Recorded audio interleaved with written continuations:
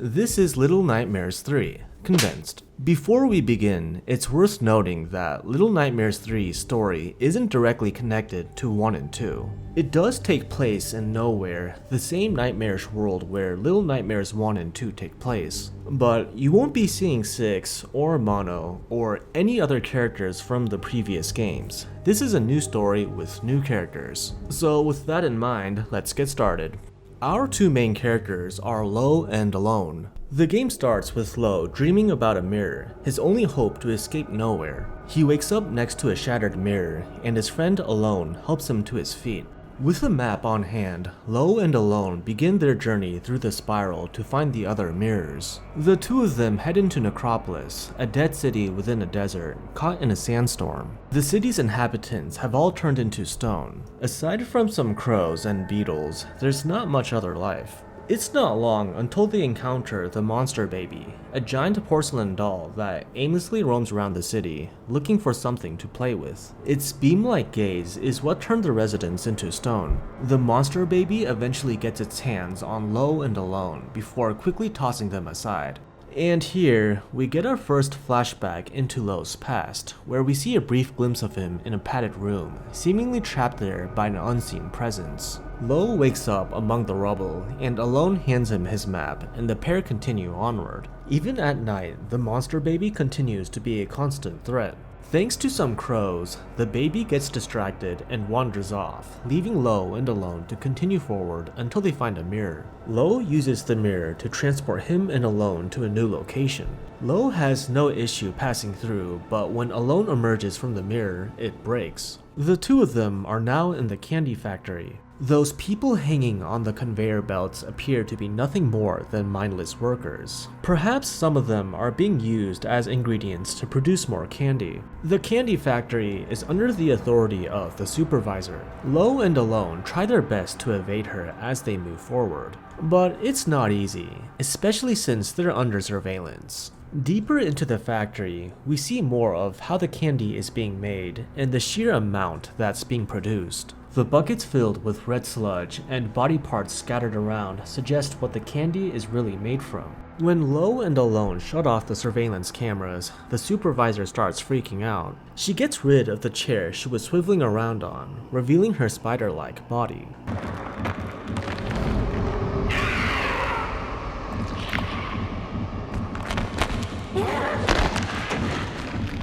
The supervisor spots Lo and Alone and begins hunting them down, right up until they manage to get her underneath a hydraulic press. So they switch it on and she gets smushed. That's the end of her. Our two heroes find another mirror, and so they pass on through.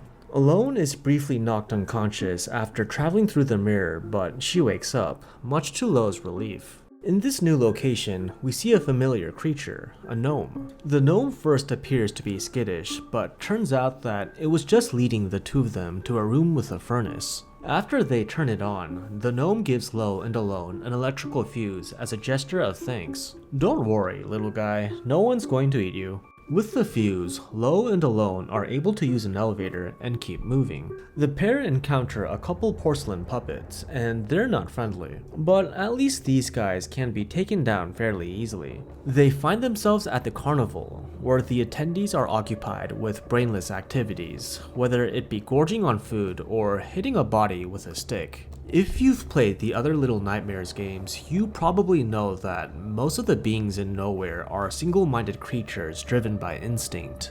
After riding a roller coaster, Lo and Alone move on through until they find another mirror, but this one is broken, so it can't be used. Lo is pretty upset about this, but there's not much they can do except keep on going. They cross paths with the Minikin, a man with a hand puppet that appears to have a mind of its own. The Minikin chases after Lo and Alone, and they seemingly make a narrow escape on an elevator, but nope, the Minikin has them both captured.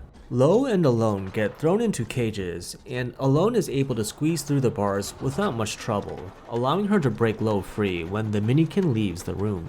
As the two of them attempt to find a way out, they find another kid trapped in a cage, but they're unable or unwilling to free the kid. While Lo and Alone are sneaking beneath the floorboards, the Minikin catches a gnome trying to flee and brutally crushes it.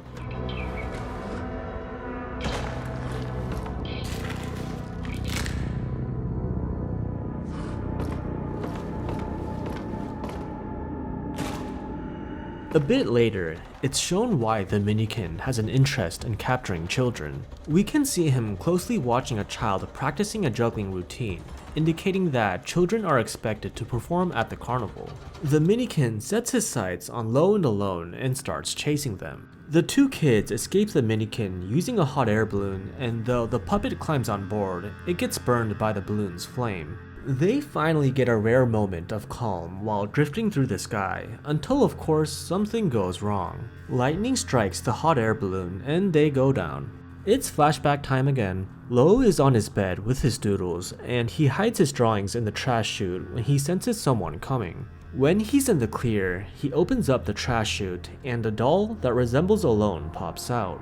This raises the question, is Alone even a real person? Back to the present, Lo and Alone wake up on a beach. They enter the Institute, a place that should feel familiar to Lo. The building is decrepit and overtaken by plant life, a few of which seem to lash out at anyone nearby. The Institute staff members linger throughout the area, mostly standing around and doing nothing in particular. The main threat this time is the hypnotist, whose massive snake-like limbs slither through the building. As they explore the Institute, they find Lo's room, the same one from the flashbacks. They open the trash chute and the Alone doll pops out, which they look surprised to see.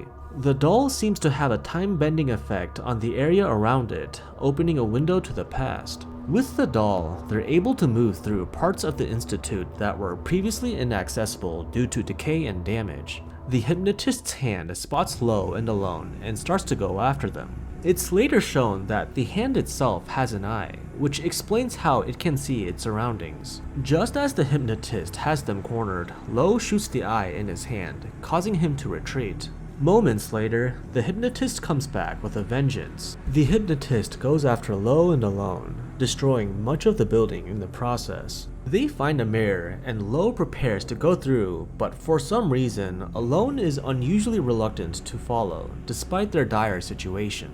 It's too late though. The hypnotist comes in and breaks the mirror. As the building is being torn apart, some metal gongs conveniently show up, giving Lo and Alone a chance to stun the hypnotist and shoot the eye in his hand. The finishing blow is delivered when Alone breaks the hypnotist's glasses and Lo shoots an arrow at his eye. The floor gives way and Alone catches Lo as he falls. She's a real homie though, she does not let go, unlike some people. But they both end up falling anyhow, and they brace for impact.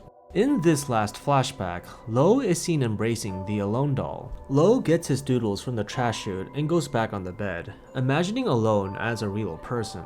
By now, it's clear that Alone is an imaginary friend created by Lo to help him feel less lonely. That's already pretty sad, and hey, it gets even worse. Back to the present, Lo and Alone are shown to have survived their fall. The hypnotist is dead, and there's another mirror, one that can take them to the real world. Though Alone is still hesitant, Lo insists, so they go through the mirror. Seconds later, the mirror spits Alone back out and breaks. Alone's very existence was dependent on Lo. Without him, Alone vanishes into thin air.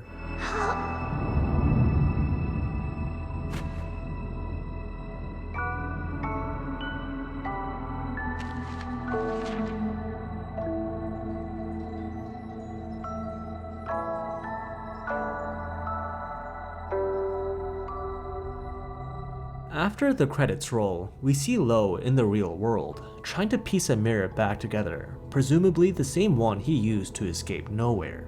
And that's the end. That was Little Nightmares 3 Condensed. Thanks for watching. Here's my explanation on what happened at the ending. There is some speculation on my part, so take it with a grain of salt.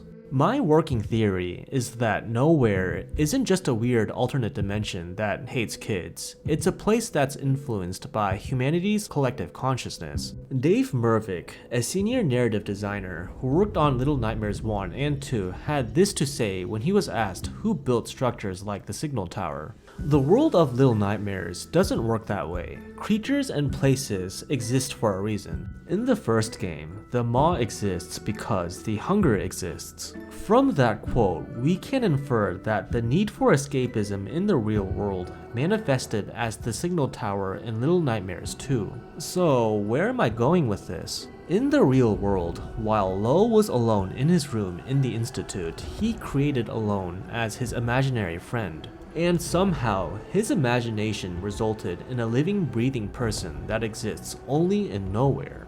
My guess is that if the desire is strong enough, it might take on a tangible form in nowhere, for better or for worse. But Alone doesn't exist in the real world, so when Lo tried to bring her into reality, it just wouldn't work. Here's a detail you might have missed during the ending scene. You can see Lo looking back through the mirror when he realized Alone was spat back out. Just pointing out the obvious here, Lo clearly cares a lot about Alone. He wouldn't just abandon her like that.